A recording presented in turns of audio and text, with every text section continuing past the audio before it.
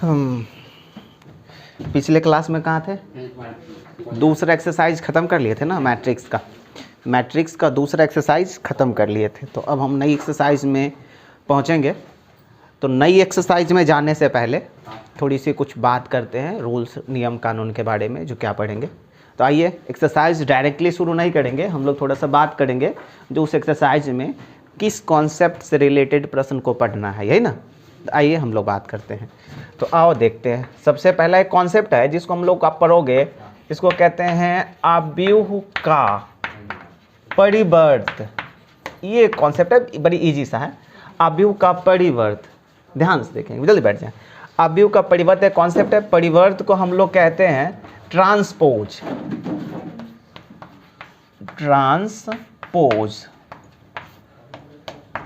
मतलब अवयव का जो परिवर्त है उसको हम लोग ट्रांसपोज कहेंगे, समझ गए। अवयव का परिवर्त ये एक कॉन्सेप्ट है जिसके बारे में आपको थोड़ी सी जानकारी होनी चाहिए। अवयव का परिवर्त, ट्रांसपोज, सही। आइए थोड़ा सा ध्यान देते हैं अवयव का परिवर्त के बारे में। जाहिर सी बात है, नाम है अवयव का परिवर्त। तो सबसे पहले एक अवयव लेते हैं, बस ध्यान देना यार। जैसे सपोज कि हम एक अवयव लेते हैं, एग्जाम्पल्स के तौर पे एक अवयव लेते हैं 4 5 2 1 3 4। यह एक अवयव लिया गया। ये कोटि कितना है भाई? 2 क्रॉस 3 कोटि का अवयव है, ठीक। और अगर आपको बोला जाएगा इसका परिवर्त चाहिए, आपको बोला जाएगा इसका परिवर्त चाहिए, तो परिवर्त को देखो डिनोट किससे करते हैं। तो ए का परिवर्त अगर आपको पूछे तो परिवर्त को डिनोट हम ए डैश से करते हैं, या ए का सर पे कैपिटल टी यूज करते हैं। टी मतलब ट्रांसपोज, डिनोट करने का तरीका है।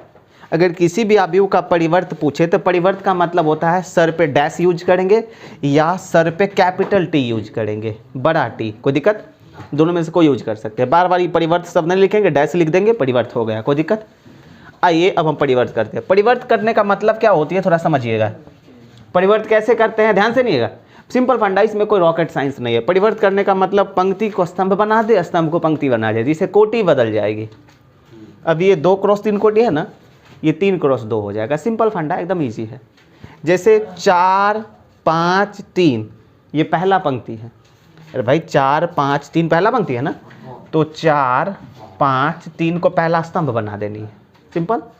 ये 2 1 4 दूसरा पंक्ति है, तो 2 1 4 को आपको दूसरा स्तंभ बना देना है, सिंपल। तो ये जो 2 क्रॉस 3 है ये बन जाएगा 3 क्रॉस 2। यही है परिवर्त, सिंपल है, कोई ज़्यादा नोट करने वाली चीज़ है नहीं, लेकिन फिर भी आप देखेंगे। परिवर्त के बारे में थोड़ा समझ रहे। तो हम नॉर्मली बात करें परिवर्त कैसे निकलती है अवयव का, तो आप बता देंगे कैसे निकलती है। अवयव में जो पंक्ति है उसको स्तंभ बना देने का और स्तंभ को पंक्ति बना देने का, अवयव का परिवर्त हो गई, जिससे कोटि बदल जाएगी, कोई दिक्कत नहीं होना चाहिए। एक और एग्जाम्पल्स लेते हैं, एग्जाम्पल्स नंबर 1 है ये।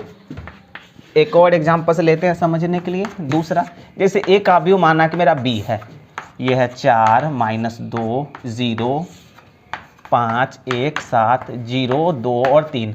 ये 3 क्रॉस 3 कोटि का एक अवयव है। मुझे इसका परिवर्त चाहिए, तो मुझे ए डैश पूछेगा आपसे, तो बता दोगे? ए डैश पूछेगा, बता दोगे? कैसे करोगे? 4 -2 और 0 जो पंक्ति है, तो 4 -2 और 0 का स्तंभ बना देंगे। 5 1 7 दूसरा पंक्ति है, तो 5 1 7 को दूसरा स्तंभ बनाएंगे। 0 2 3 तीसरा पंक्ति है, तो 0 2 3 को तीसरा स्तंभ बनाएंगे। ये 3 क्रॉस 3 था, तो 3 क्रॉस 3 ही रहेगा, कोई दिक्कत नहीं। तो ये अवयव का ट्रांसपोज हम लोग सीखते निकालना। बेसिक्स कॉन्सेप्ट है। चैप्टर में घुसने से पहले हम उस चैप्टर में क्या क्या ज़रूरत पड़ेगी उसके बारे में हम लोग पढ़ाई कर रहे हैं, कोई दिक्कत नहीं होना चाहिए। तो बस ये अवयव का परिवर्त है, ट्रांसपोज है, जिसके बारे में आप लोग को थोड़ी जानकारी हो जानी चाहिए। इससे रिलेटेड कॉन्सेप्ट पढ़ते रहेंगे हम लोग, तो थोड़ा सा नोट कर लो, उसके बाद हम लोग देखते हैं जी अगर नहीं है, जल्दी से नोट करते रहेंगे। इसके बाद हम लोग फिर ये पढ़ते हैं एकदम रिलैक्स होकर। देखिए शांति व्यवस्था में कितना पढ़ने में मजा आएगा, 2 दिन से 3 दिन में समझ में आ जाएगी। तो परिवर्तन निकालना समझ के काफ़ी ईजी है, कोई दिक्कत नहीं। चलिए, उसके बाद एक कॉन्सेप्ट बनता है नया सा, जिसको हम लोग कहते हैं सममित अवयव। सुनिएगा, सममित अवयव, समझ गए? और विषम सममित अवयव। कॉन्सेप्ट बनती है सममित अवयव, ध्यान से देखिएगा, सममित अवयव और विषम सममित, विषम सममित अवयव, ये दो रिलेटेड है, समझ गया ना। सममित अवयव को हम लोग सिमेट्रिक मैट्रिक्स कहते हैं, समझ गए ना। सममित अवयव को हम लोग कहते हैं सिमेट्रिक मैट्रिक्स। तो यहाँ पे हम लोग एक पढ़ते हैं, सुनिएगा मेरी बात को। सममित अवयव को अंग्रेजी में कहते हैं साइमेट्रिक मैट्रिक्स, कोई दिक्कत। और विषम सममित अवयव को हम लोग कहते हैं स्क्यू साइमेट्रिक, विषम सममित अवयव को हम लोग कहते हैं स्क्यू साइमेट्रिक मैट्रिक्स। थोड़ा सा ध्यान देंगे आप लोग। अब ये सममित अवयव विषम सममित अवयव के बारे में थोड़ा डेटा पढ़ते हैं, जो क्या होती है कैसे होती है, तो ध्यान से देखिएगा। अगर कोई अवयव ए है और इसका ट्रांसपोज किया जाए और वही अवयव प्राप्त हो, तो ऐसे अवयव को हम लोग कहते हैं सममित। मतलब एक अवयव है जिसका ट्रांसपोज किया जाए, ट्रांसपोज करने का कैसे नियम कानून होते हैं हम देख चुके हैं। मतलब मेरे पास एक अवयव है जिसको हम ट्रांसपोज करेंगे और ट्रांसपोज करने के बाद वही अवयव मिलेगा जो था, बदलाव नहीं होगी, तो ऐसे अवयव को हम लोग क्या कहते हैं, सममित अवयव, ध्यान रखिएगा। और मेरे पास एक अवयव है जिसका हम ट्रांसपोज करेंगे, समझ गए ना, ट्रांसपोज का मतलब डैश, और हमें वही अवयव तो नहीं मिलेगा लेकिन उसका नेगेटिव मिलेगा, तो उसको हम लोग विषम सममित कहते हैं। ध्यान देना पड़ेगा आपको। कोई अवयव है जिसका हम ट्रांसपोज करेंगे तो हमको वही मिल गया, क्योंकि कभी कभी रेयर हो सकता है ना। अभी तक हम लोग देखे थे जो किसी भी अवयव का जब हम ट्रांसपोज करते हैं तो अवयव बदल जाती है ना, लेकिन कभी कभी ऐसा भी तो हो सकता है जो नहीं बदले, 100 में से एक ऐसा होगा, समझ गए ना। तो अगर अवयव का ट्रांसपोज करने के बाद अवयव में कोई परिवर्तन ना हो तो वैसे अवयव को हम लोग सममित कहेंगे। और अगर अवयव का ट्रांसपोज करने के बाद जो अवयव बनेगा वो पहले वाले का ऋणात्मक बनेगी, पहले वाले का नेगेटिव बनेगी, तो वैसे अवयव को हम लोग विषम सममित कहेंगे। आपको ध्यान रखनी पड़ेगी, रिलेटेड कॉन्सेप्ट होगा आगे जा करके, तो आपको ध्यान रखनी पड़ेगी सममित और विषम सममित। कोई दिक्कत नहीं है, कोई प्रॉब्लम्स नहीं। आइए हम सममित विषम सममित को उदाहरण से समझते हैं, क्योंकि कॉन्सेप्चुअल उदाहरण मैच करेगा तभी सवाल को पल्ले पड़ेगा। आइए हम ध्यान देते हैं बढ़िया से। तो हम सममित लेते हैं, समझ गए ना, सममित अवयव को समझते हैं, जो सममित अवयव के बारे में, सममित अवयव के बारे में समझते हैं, सममित अवयव के बारे में ध्यान से पढ़िए। समझ गए ना, सममित होना कैसा चाहिए, अगर कोई अवयव सममित है तो उसे कैसा होना चाहिए, पल्ले पड़ गए। अब हम आपको कहेंगे एक उदाहरण दीजिए जो सममित हो। अब आंख बंद करके कोई अवयव लिख लेने से वो सममित तो नहीं हो जाएगा, सममित होने के लिए उसे कंडीशन फॉलो करनी पड़ेगी सममित वाला, है ना। तो अब आपको हम कहेंगे जो एक उदाहरण दें जो सममित अवयव होगा। तो आइए हम उदाहरण लेने की कोशिश करते हैं। देखिए सममित अवयव कैसा होता है, ध्यान से देखेंगे आप लोग मेरी बातों को। जैसे सपोज सममित अवयव कैसा होता है, पहली बात तो सममित अवयव होने के लिए उसे वर्ग अवयव होना पड़ेगा, क्लियर है, क्योंकि वर्ग 2 क्रॉस 2 होगा तब ना पलटने के बाद भी 2 तो 2 ही रहेगा, 3 क्रॉस 3 होगा तब पलटने के बाद 3 क्रॉस 3 रहेगा ना। किसी अवयव को सममित होने के लिए उसे वर्ग होना पड़ेगा, पहली बात क्लियर है, तब पलटने के बाद सेम रहेगा। और आंख बंद करके वर्ग अवयव भी हम नहीं ले सकते, इतना तो हम समझ गए जो वर्ग अवयव होगा, लेकिन वर्ग अवयव में भी तो बहुत सारे अवयव होते हैं ना। सपोज कि आपको ये एक वर्ग अवयव है 2 क्रॉस 2 कोटि का, और जो सममित हमको लेना है, हमें कैसा अवयव समझना है, सममित, मतलब सममित का उदाहरण हम ले रहे हैं। तो अवयव डालिए, तो आंख बंद करके अवयव डाल देने से सममित अवयव नहीं होगा, क्योंकि सममित होने के लिए पहले उसको ट्रांसपोज करना पड़ेगा, ट्रांसपोज करके देखना पड़ेगा जो पहले जैसा आ रहा है कि नहीं, तो अवयव भी सोच समझ के डालना पड़ेगा। तो आइए हम सोच समझ के डालते हैं। देखिए सममित अवयव के लिए पहला पंक्ति लिख लो जो आपकी मर्जी लिखना है। 2 क्रॉस 2 कोटि में 4 अवयव होगा ना, तो पहला पंक्ति में जो मर्जी से लिख लो, जैसे मेरा मन किया 4 और 5 लिखने का, लिख लीजिए। पहला पंक्ति में जो लिखना है लिख लीजिए, जो लिखना है लिख लीजिए, जो भी लिखना है। हम मेरा मन किया हम 4-5 लिख लिए, तो जो पहला पंक्ति में लिखे हैं वही पहला स्तंभ में लिखना चाहिए। ये रूल्स होती है, ऐसा नहीं लोगे तो सममित का नियम कानून का पालन नहीं होगा। पहला पंक्ति में हम 4-5 लिए तो पहला स्तंभ में भी 4-5 होना चाहिए। तो 4-5 है तो 4 तो है ही 5। देखिए पहला पंक्ति 4-5 तो पहला स्तंभ 4-5। जरूरी नहीं जब 4-5 ही ले सकते, कुछ भी लोगे, लेकिन जो पंक्ति लोगे वही स्तंभ लेना पड़ेगा। क्लियर है यहाँ तक? अब बच गया एक अवयव। यहाँ पे जो मन सो ले लो, जो मन सो ले ले। मेरा मन क्या -2 लेने का, ले लिए क्या? ये 2 × 2 कोटि के काव्य हो अपना मन से लिए सोच के।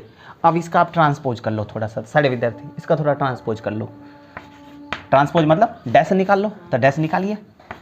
4 5 पहला पंक्ति है तो 4 5 पहला स्तंभ हो जाएगा। 5 - 2 दूसरा पंक्ति है तो 5 - 2 दूसरा स्तंभ हो जाएगा। अब अवयव को देखिए, ये मेरा क्या था? ए था और ये है ए डैश, दोनों मिलाई तो सेम है, सेम है ना? तो आप लिख सकते हो ना, चूंकि ए डैश बराबर ए, नहीं ये दोनों बराबर, समझ रहे ना? कोई प्रॉब्लम? तो सम्मित अवयव अगर आपको कहेगा जब सम्मित अवयव का उदाहरण लेता, आप ले लीजिएगा। एक और लेते हैं हम लोग, ये तो 2 × 2 कोटि था, हम एक बी ले लेते हैं। अवयव का नाम 3 × 3 कर ले, आंख बंद करके तो हम लेंगे नहीं। चलिए 3 × 3 कोटि का आपको लेना है, सम्मित लेना है। चलिए कैसा लेना है? रूल सेम है, 3 × 3 कोटि में 9 अवयव लेना पड़ेगा। पहला पंक्ति कुछ भी आप ले सकते हो, 3 2 9, जो पहला पंक्ति लिए वही पहला स्तंभ लेना पड़ेगा। तो 3 तो है ना, क्लियर है? पहला पंक्ति जो है पहला स्तंभ वही है। अब मेरे पास 4 अवयव और बच रखा है, अभी पूरा नहीं हुआ है, 4 अवयव और बच रखा है, कोई दिक्कत? अब सेम वही प्रोसेस अप्लाई करें जो 2 × 2 कोटि वाला किए थे, नहीं समझे ना? 4 अवयव और भरना है ना, अब वही प्रोसेस अप्लाई करेंगे जो 2 × 2 में किए थे। कैसे किए थे 2 × 2 कोटि में? पहला पंक्ति तो पहला स्तंभ, जो पंक्ति लीजिएगा वही स्तंभ लीजिएगा। अरे भाई 3 × 3 कोटि में अप्लाई किए, 4 अवयव बचा हुआ है, तो 4 अवयव भरने के लिए वही अप्लाई करो जो 2 × 2 कोटि का किए थे। क्या अप्लाई किए थे? यहाँ पे माना कि मेरा मन किया 7 9 लिखने का, चलो 7 और -4 लिखने का, है ना? तो 7 - 4 इसमें भी होना चाहिए। देख रहे हैं 7 - 4 तो 7 - 4। अरे भाई जो पंक्ति होगा वही ना स्तंभ होगा। और यहाँ पे कुछ भी लिख लो। समझ रहे हैं मेरी बातों को? नहीं समझ रहे? समझ रहे हैं ना? मतलब पहला पंक्ति जो लेंगे पहला स्तंभ वही लेंगे, भरा गया। उसके बाद जो बचा है ना वो 2 × 2 कोटि के जैसा बचा है। उसके बाद जो बचा है वो किसके जैसा बचा है? 2 × 2 कोटि के जैसा बना है। तो 2 × 2 कोटि में जैसे डालते हैं वैसे डालेंगे, जो पंक्ति वही स्तंभ। और यहाँ जो बचा वहाँ पे कुछ भी रख लो आप 3। देखिए काव्य बन गई। लेकिन आप इसको पलट करके देखो, इसका जो है आप बी डैश करके देखो, आपको पता चल जाएगी जो ट्रांसपोज है कि नहीं। 3 2 और 9 पंक्ति है, तो 3 2 और 9 को पहला स्तंभ बना दिए। 2 7 - 4 दूसरा पंक्ति, तो 2 7 - 4 दूसरा स्तंभ। 9 - 4 3 तीसरा पंक्ति, तो 9 - 4 3 दूसरा स्तंभ। अब आप इसको मिलाएं, दोनों को मिल गए ना, तो बी डैश बराबर बी। अब बताएं थोड़ा सी भी आप चूक करके मिला अवयव डालते हो तो नहीं मिलेगा, एक अवयव छिटक जाएगा ना। 2 × 2 कोटि तो चलो मिला भी लेगा, 4 अवयव होता है, लेकिन इसमें छिटक जाएगा। तो सम्मित अवयव का उदाहरण सेट करने के लिए अवयव को सोच के डालना पड़ता है। डाल लोगे, है ना? बार बार आप सुने, कोई दिक्कत होगी तो आपको सेम टू सेम चीज़ें देखें, होमवर्क में भी लेंगे। तो सम्मित अवयव का नियम कानून समझ गए? कैसा होना चाहिए सम्मित होने के लिए? ट्रांसपोज करने के बाद मुझे वही मिलना चाहिए। आगे इससे रिलेटेड कॉन्सेप्ट है, आपको ध्यान रखनी पड़ेगी। तो ट्रांसपोज करने के बाद मुझे वही मिलना चाहिए सम्मित अवयव में। अब सम्मित अवयव का उदाहरण लेते कैसे? अगर आपको बोला जाएगा जो एक सम्मित अवयव आप बताएं 3 × 3 कोटि का जो सम्मित होना चाहिए, आप बताएं, तो आप क्या करोगे? आपको सम्मित अवयव लेना आना चाहिए ना, जो कैसा अवयव सम्मित लिया जाता है। कोई दिक्कत नहीं, क्या ले लोगे आप? चलो बढ़िया है। तो सम्मित के लिए आपको नोट करना पड़ेगा। हम विषम सम्मित लेके देखते हैं, क्योंकि विषम सम्मित में नेगेटिव आना चाहिए।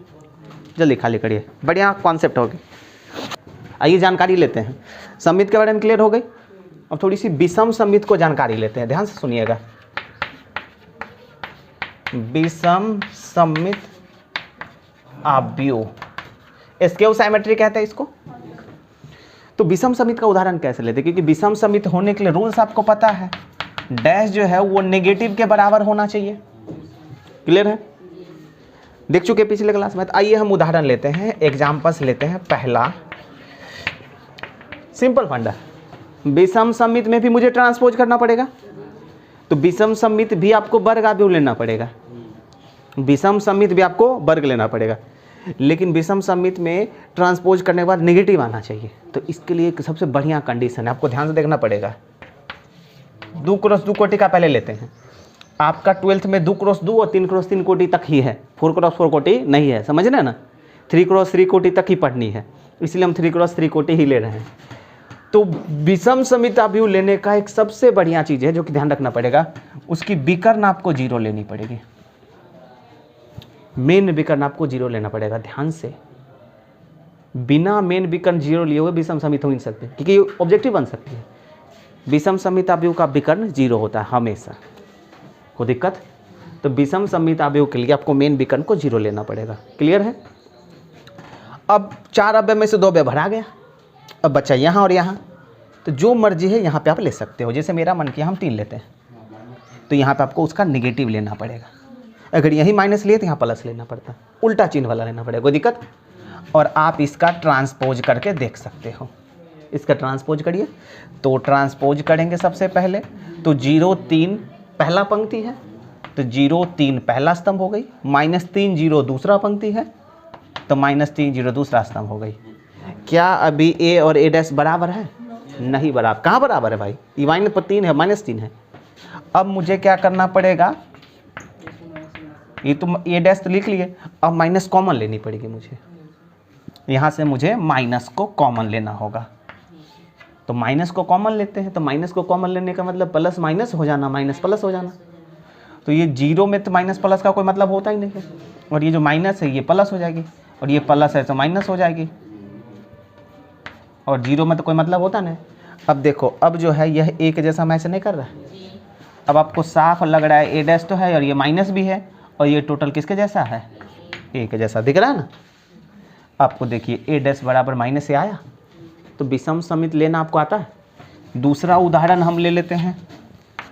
दूसरा जो है मेरा मन करेगा हम b लेते हैं, काव्य 3 क्रॉस 3 कोटि का। सिंपल फंडा, विषम सममित लेने के लिए 3 क्रॉस 3 कोटि का विषम सममित लेते हैं। तो सबसे सिंपल चीज़ें याद रखना पड़ेगा आपको, विकर्ण हमेशा 0 होना चाहिए, ताकि विकर्ण 0 करते हैं। हो गई विकर्ण 0, कोई दिक्कत। और बचा है अभी मेरे पास, ध्यान से देखेंगे, ये अब और भी डालना बचा हुआ है। अरे 3 क्रॉस 3 कोटि ऐसा होता है ना, तो मुझे जो है ये 2 2 6 अवयव और डालना बाकी है। 9 अवयव में 3 अवयव डाल दिए, तो सिंपल फंडा, यहाँ पे जो डालोगे यहाँ पे भी वही डालना पड़ेगा। तो डालिए जो मर्जी, 4 7।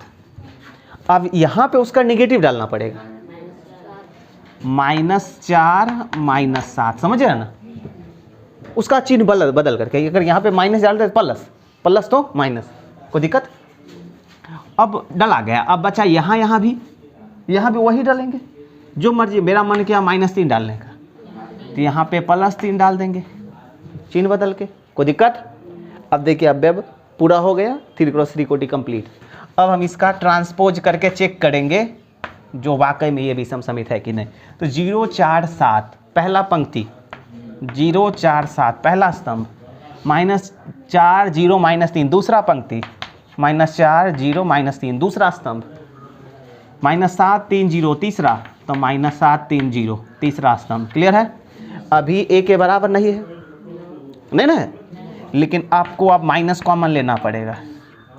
माइनस कॉमन लीजिए, तो 0 पे तो कोई फर्क पड़ेगा नहीं, ये प्लस हो जाएगा और ये भी प्लस हो जाएगा, ये माइनस हो जाएगी 0 और ये माइनस हो जाएगी, ये माइनस हो जाएगी, ये प्लस हो जाएगी 0। अब देखिएगा आपको मिल जाएगी इससे। तो अब आराम से आप b' बराबर माइनस तो है और आप b लिख सकते हैं, कोई दिक्कत। विषम सममित पल्ले पड़ गई। तो सममित विषम सममित का समझ गए कैसे होती है। ऑब्जेक्टिव आपको दिया जाएगा same to same, question bank पलट के देखेंगे A to Z आपको मिलेगी ना, लेकिन ये तो ऑब्जेक्टिव सीधे रहेगा, निम्नलिखित में से कौन सा सममित अवयव है ABCD, है ना। लेकिन आपका इसका लॉन्ग टाइप के सवाल बनाने के लिए उदाहरण की जरूरत समझनी पड़ेगी, कोई दिक्कत। तो विषम सममित असममित क्लियर हुआ, खाली करिए जल्दी से, हम आगे देखते हैं जल्दी। तो विषम सममित सममित के बारे में चीज़ें क्लियर हो गई। सुनिएगा थोड़ा सा और हम लोग पास टाइम है, 1 मिनट अब मस्ती न करेंगे। समित विषम समित क्लियर, अवयव का ट्रांसपोज क्लियर। ये दोनों अवयव के ट्रांसपोज से रिलेटेड कॉन्सेप्ट ही था, ये दोनों जो है अवयव के ट्रांसपोज से रिलेटेड ही कॉन्सेप्ट था। अब एक कॉन्सेप्ट बनती है आपका, ध्यान से देखिएगा, बहुत बढ़िया चीज़ होता है। अब एक कॉन्सेप्ट बनती है, किसी अवयव को, ये लंबा पूछता है, किसी अवयव को एक सममित, मस्ती नहीं, एक सममित तथा एक विषम सममित, एक विषम सममित के योग, विषम सममित के योग के रूप में लिखा जाना। ध्यान से देखिएगा मेरी बातों को बहुत अच्छे से, अंडरलाइन हम कर रहे हैं। किसी अवयव को, ध्यान से देखिएगा, किसी अवयव को एक सममित तथा एक विषम सममित, अंडरलाइन किया गया है ये, कि योग के रूप में लिखा जाना। ये बहुत बढ़िया चीज़ है, आपको ये 2 नंबर में भी मिल सकती है और 5 नंबर में मिल सकती है। यह एक सिद्ध करने वाली कॉन्सेप्ट है। थोड़ी सी पल्ले नहीं पड़ेगी, मस्ती ना करें, तो बीच बीच में बोल देते आप लोग, क्या बनो फ्लैक्सिबल, बोलेंगे नहीं आप ज़्यादा, हम शरीफ बन गए हैं। किसी अवयव को एक सममित तथा एक विषम सममित के योग के रूप में लिखना, मतलब आपको एक अवयव दिया जाएगा, जाहिर सी बात है वो वर्ग अवयव ही होगा। सुनिएगा, एक अवयव दिया जाएगा और आपको क्या कहेगा, जो उसी अवयव को एक सममित बनाओ और एक विषम सममित बनाओ और दोनों को योग करो। तो योग करने के बाद वो पहले जैसा प्राप्त हो जाना चाहिए। 2 नंबर में सिद्ध करने वाला प्रश्न रहती है एग्जाम्स में भी। आपको एक अवयव दिया जाएगा, चाहे 2 क्रॉस 2 कोटि का हो, 3 क्रॉस 3 कोटि का हो, आपको एक अवयव दिया जाएगा और कहा जाएगा उसी एक अवयव जो दिया गया है उसकी मदद से आप एक सममित अवयव बनाओ और एक विषम सममित अवयव बनाओ और दोनों को योग कर दो, जोड़ दो। जोड़ने के बाद वो पहले जैसा प्राप्त होना चाहिए। तो इसी टोटल कॉन्सेप्ट को कहते हैं किसी अवयव को, किसी मतलब कोई एक अवयव दिया जाएगा, किसी अवयव को एक सममित एक विषम सममित के योग के रूप में लिखिए। मतलब एक सममित और एक विषम सममित को योग कर दीजिए तो वही किसी अवयव पैदा हो जाना चाहिए। कोई दिक्कत? तो आइए, तो इसके लिए कैसा कॉन्सेप्ट होती है, इसका उदाहरण कैसा होता है, उदाहरण के तौर मान लेते हैं। यहाँ पे किसी अवयव का चर्चा किया जाएगा, किसी अवयव। यहाँ जो अवयव आपको देगा ना, वो आंख बंद करके कैसा अवयव ले सकते हो, सुनोगे। यहाँ जो आपको अवयव मिलेगी या यहाँ जो आपको कोई अवयव लोगे, वो आंख बंद करके जो मन सो ले सकते हो। सममित के लिए तो सोच के लेते हैं ना, विषम सममित के लिए सोच के लेते हैं, लेकिन यहाँ पे किसी अवयव मतलब कोई भी जो मर्जी है सो ले सकते हैं। तो मान लेते हैं हम लेंगे, यहाँ पे हम मानेंगे क्योंकि अपना मन से लेने की बात है। तो माना कि एक अवयव हम लेते हैं ए, अपना मन से जो मर्जी है सो। मेरा मन किया 4 5 2 1, क्या अवयव ले लिए? क्या ये सममित है? आंख बंद करके लिए ना, कुछ भी लिए हैं तो एक अवयव लिए और हमको एक सममित एक विषम सममित के योग के रूप में, मतलब ये फार्मूला को सिद्ध करनी है। कोई दिक्कत? तो देखिए इसको कैसे करते हैं हम लोग। अब पहली बात तो हम आपको यहाँ पे ये फार्मूला जो है वो लिख देते हैं। चलो छोड़ो, फार्मूला साथ में अंत में लिखेंगे, ध्यान से देखेंगे। तो अब क्या करें, आप इसका डैश ज्ञात कर ले। ये अवयव है, अवयव है ना, तो आपको इसका डैश ज्ञात कर लेना है। थोड़ा सा सीरियस होकर सुनेंगे, लास्ट में जाकर के आपको लॉजिक मैच हो जाएगी तो अच्छा लगेगा। ये अवयव ए है, अपना मन से ले लिए, इसका डैश ज्ञात कर ले। 4 5 पंक्ति है, स्तंभ बना दिए, 2 1 पंक्ति है तो 2 1 को स्तंभ बना दिए। क्या ट्रांसपोज हुआ? कोई दिक्कत? अब क्या करें, अब ये जो ए और ए डैश जो निकाले हो इसको जोड़ दो। ये जो ए और उसका जो ट्रांसपोज आप निकाले हो उसको जोड़ दो। जोड़ना तो आता है, जोड़ दीजिए। 4 और 4 8, 5 और 2 7, 2 5 7 और 1 1, समझ गए? अब जोड़ दिया, जैसे ही जोड़े तो एक अवयव पैदा हुआ। अरे भाई लिए थे कुछ और पैदा हुआ कुछ और। जैसे ही जोड़े उसके बाद आप देखिए, जोड़ने के बाद जो अवयव पैदा हुआ उसको देखिए आप, आपको साफ लगेगा जी यह सममित है। जैसे ही 2 अवयव को जोड़े ना, अवयव को और उसका डैश को, तो आपको एक अवयव पैदा हुआ। इसको देखिए 8 7 8 7। सममित का पहचान आपको आता है ना, जो पहला पंक्ति होगा वही पहला स्तंभ होगा। कोई दिक्कत? 8 7 तो 8 7 सममित का पहचान आपको पता है। 8 7 पहला पंक्ति तो 8 7 पहला स्तंभ, और यहाँ पे कुछ भी डाला जा सकता है। तो जैसे ही ए और ए डैश को जोड़े तो हमें जो अवयव निकला वो कैसा अवयव था? सममित अवयव था। ओके, सही बातें हैं। अब आप क्या करें पुनः, अब आप क्या करें ए और ए डैश जो कि सममित है उसमें 1/2 से गुना कर दो। अब ए और ए डैश जो सममित आपको मिला है उसमें 1/2 से गुना कर दो। जाहिर सी बात है 1/2 से गुना करेंगे तो सब में गुना होगा, फिर भी वो सममित ही रहेगा। अरे भाई गुना जो करेंगे तो सब में गुना होगा, सबके साथ ना छेड़छाड़ होगा, तो कोई अवयव में बदलाव नहीं होगी। बदलाव होगा तो सेम प्रकार का बदलाव होगा। तो आप गुना कर दो, जैसे ही गुना करो 1/2 से तो बताओ कितना हो जाएगा? 4।